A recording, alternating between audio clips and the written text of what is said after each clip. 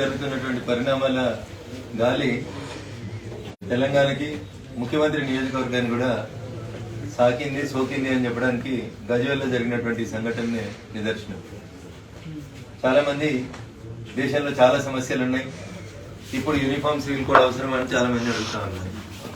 Uniform civil code ఎందుకు అవసరం అనేది గజ్వేల్లో పోలీసుల పరిస్థితి, గజ్వేల్లో పోలీసులు అవలంబిస్తున్నటువంటి విధానాన్ని చూస్తే అందరికీ సమాన న్యాయం జరగాలి ఈ దేశంలో అంటే యూనిఫామ్ సివిల్ కోడ్ పెట్టాల్సినటువంటి ఆవశ్యకత కనబడతా ఉంది.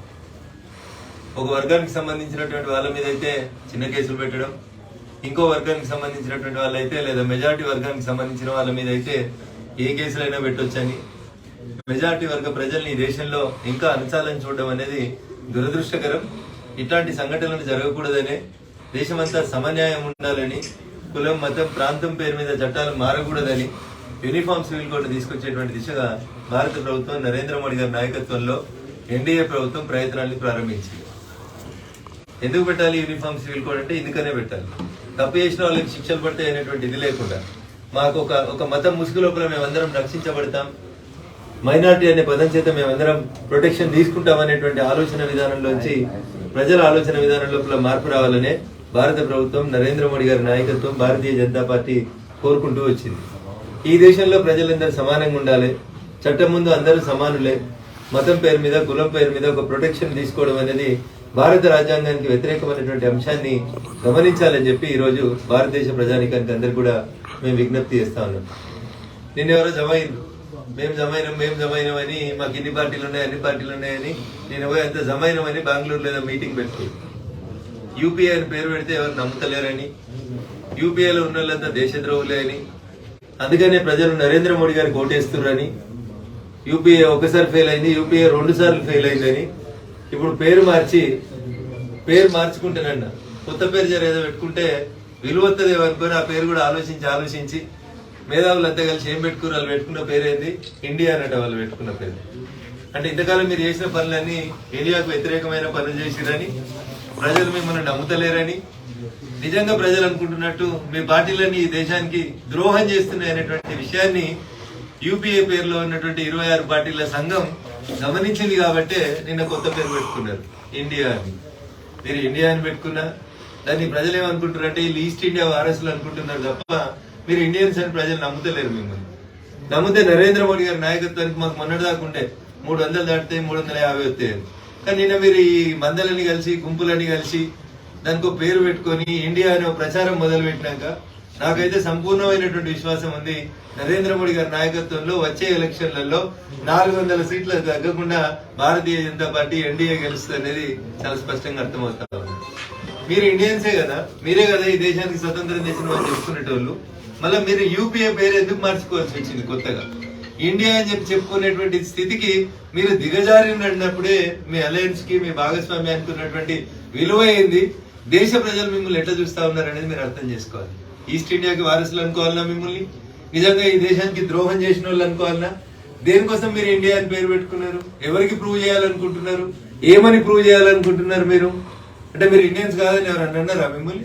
అంటే మీ మనసులో మీకే ఎక్కడో ఉంది మనం ఈ దేశంలో ఉండి ఈ దేశం సొమ్ము తిని ఈ దేశానికే ఎక్కడో నష్టం చేస్తున్నామేమో అనేటువంటి భావన మీ లోపల ఉంది కాబట్టి మళ్ళొకసారి పేరు పెట్టుకుంటేనేమో ప్రజలు నమ్ముకుంటారేమో అనేటువంటి బాధతోటి ఆ పేరు పెట్టుకున్నది నా భావన.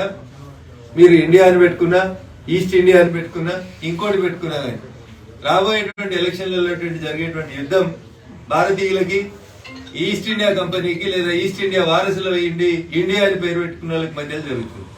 The war in the 2024 elections is between Bharat and India. So నవ్వు భారతీయులందరూ డిసైడ్ చేసుకుంటారు ఎవరు భారతీయులు, ఎవరు ఇండియన్స్, ఎవరు ఈస్ట్ ఇండియా కంపెనీ వారసులు అనేది నిర్ణయించుకోవాల్సినటువంటి సమయం అయితే ఆసన్నమైంది. అందుకనే అది గజ్వేల్లో జరిగినా, సిద్దిపేటలో జరిగినా, ఇంకొక దగ్గర జరిగినా మెజారిటీ వర్గానికి జరిగినటువంటి ప్రజల మీద ఒక రకమైనటువంటి సపరేషన్, ఒక రకమైనటువంటి నిర్బంధకాండని కొనసాగించడం అనేది బాధాకరం.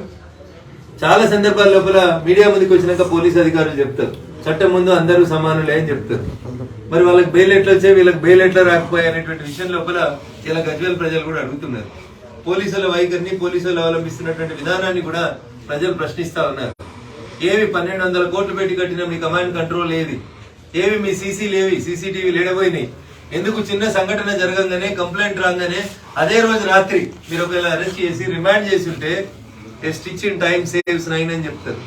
చిన్నగా కాటు పడ్డప్పుడు కుట్లయితే అంగి మొత్తం చినిగిపోకుండా ఉంటుంది అని చెప్తారు ఏసీపీ గారు. సిపి మేడం అర్థం చేసుకోవాల్సింది. A stitch in time saves 9. Sandeep మరియు ఇతర మిత్రులు అక్కడ కంప్లైంట్ ఇచ్చినప్పుడు ఆ నిమిషమే పోలీసు వాళ్ళు స్పందించాల్సినటువంటి రీతిలో స్పందించి నేరం చేసిన వాళ్ళు ఒకవేళ రిమాండ్ చేసి ఉంటే ఇన్ని రకాలైనటువంటి పరిస్థితులు వచ్చేటిగా. ఈ జిల్లాకు చెందిన శాసనసభ్యునిగా మరుసటి రోజు నాకు సంఘటన తెలిసి గజ్వేల్కి వస్తా ఉన్నామంటే మంది లేదు, మార్బల్ లేదు, మామూలుగా వచ్చి గాయపడ్డటువంటి వ్యక్తుల్ని కలిసి పరామర్శించి సంఘీభావం తెలియజేద్దామని వస్తామనుకుంటే ఆ రోజు కూడా రోడ్డు పక్కన దారి కాసి దొంగలు అరెస్ట్ చేసేటువంటి కార్యక్రమం. This is very unfortunate. ఈ దేశంలో మెజారిటీ ప్రజలు 74% హిందువులు ఉన్నారని చెప్పుకుంటున్న ప్రస్తుత పరిస్థితులలోనే 20% రాకముందే ఇట్లుంటే ఇంకా యూనిఫామ్ సివిల్ కోడ్ తేవాల్సిన అవసరం ఉందా లేదా ఈ రోజు ఈ దేశ ప్రజలు ఆలోచించుకోవాలి. తప్పు చేసేది వాళ్ళు, మతం కార్డును అడ్డం పెట్టుకుని మెజారిటీ ప్రజల మీద దాడులు చేసేది వాళ్ళు, చేసినటువంటి దాడిని కప్పించుకోవడానికి మళ్ళీ కులమనో మతమనో ఇంకొక ప్రాంతాన్ని తీసుకొచ్చేటువంటి కార్యక్రమం చేస్తా ఉన్నారు. అసలు యూసీసీని మేము వ్యతిరేకిస్తామని ఎందుకు చెప్తున్నాయి ఈ పార్టీలు? What is wrong with you? UCC అంటే తప్పేముంది? ఏం రాసిరు భారత రాజ్యాంగంలో? భారత రాజ్యాంగంలో ఉన్న ఆదేశిక సూత్రాలు ఏం చెప్తాయి? యూనిఫామ్ సివిల్ కోడ్ ఈ దేశానికి అవసరమని డాక్టర్ బిఆర్ అంబేద్కర్ గారు ఆ రోజు కలగన్నారా, కలలేదా? ఒకసారి చూడండి. బాగా రాజ్యాంగం మీద ఎక్స్పర్ట్లు అని చెప్తారు కదా, 7 సార్లు 10 సార్లు ఎమ్మెల్యేలు, ఎంపీలు, మంత్రులు, ముఖ్యమంత్రులు చేసినామని చెప్తారు కదా. ఒక్కసారి యూసీసీ అవసరం ఈ దేశానికి ఉన్నదా లేదా అనే చూడండి.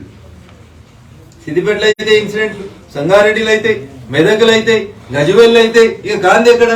ముఖ్యమంత్రి గారి సొంత నియోజకవర్గ కేంద్రంలోనే పోలీస్ అధికారుల పనితీరు వెంటనే స్పందించి ముద్దాయిలను అదుపులోకి తీసుకుంటే ఈ దుస్థితి వచ్చేది కాదు. పోలీసు వాళ్ళ మీద కూడా భౌతిక దాడులు చేస్తే దాన్ని కూడా మీరు సమర్థించుకొని దాన్ని కూడా మెజారిటీ వర్గ ప్రజల తప్పు, వీళ్ళే తప్పు చేస్తున్నారు రీతిలో మాట్లాడడం అనేది బాధాకరమైనటువంటి విషయం.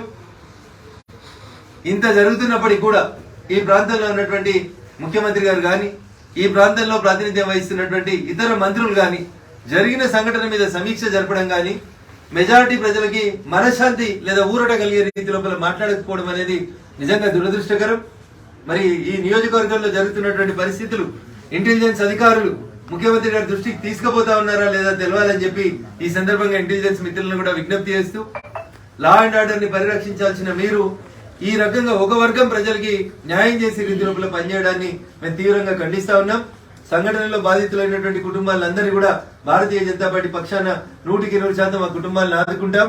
జైల్లో ఉన్నటువంటి మిత్రులకు కూడా బెయిల్ ఇతరత్ర అంశానికి సంబంధించి పార్టీ పరంగా పూర్తిగా వారికి న్యాయం జరిగేంత దాకా మా న్యాయవాద మిత్రులందరూ కూడా ఆ దిశగా పోరాడతారని చెప్పి తెలియజేస్తూ, పోలీస్ మిత్రులకు నాది ఒకటే విజ్ఞప్తి. సంఘటన చిన్నదా పెద్దదా అని చూడకుండా, నేరం చేసిన వాళ్ళు ఒక వర్గమా ఇంకొక వర్గమా అని ఆలోచించకుండా, తప్పు ఎవరు చేసినా మీరు వెంటనే రంగంలోకి దిగితే ఈ దుస్థితి వచ్చేది కాదని చెప్పి నేను ఈ సందర్భంగా తెలియజేస్తూ, వచ్చేటువంటి ఎన్నికల్లో మరొకసారి భారత్ వర్సెస్ ఇండియా అనేటువంటి పంచాయతీలో ప్రజలు భారత్ వైపే ఉంటారని, ఇండియా అని పేరు పెట్టుకుని ఈస్ట్ ఇండియా కంపెనీ వారసులకు వస్తున్నటువంటి ఆంగ్లేయులు డివైడ్ అండ్ రూల్ అనే పాలసీ పేరిట ఈ దేశానికి దేశం ద్రోహం చేస్తున్నటువంటి ఆ 26 పార్టీల కూటమికి వచ్చే ఎన్నికల్లో ఖచ్చితంగా గుణపాఠం చెప్తారనేది నా ఉద్దేశం. తీర్పు కూడా అదే రకంగా ఉంటుంది అనేది నేను ఈ సందర్భంగా భావిస్తూ, గజ్వేల్లో జరిగినటువంటి సంఘటనలో అలసత్వం వహించినటువంటి పోలీసు అధికారులను వెంటనే సస్పెండ్ చేయాలని చెప్పి నేను ఈ సందర్భంగా డిమాండ్ చేస్తా ఉన్నాను.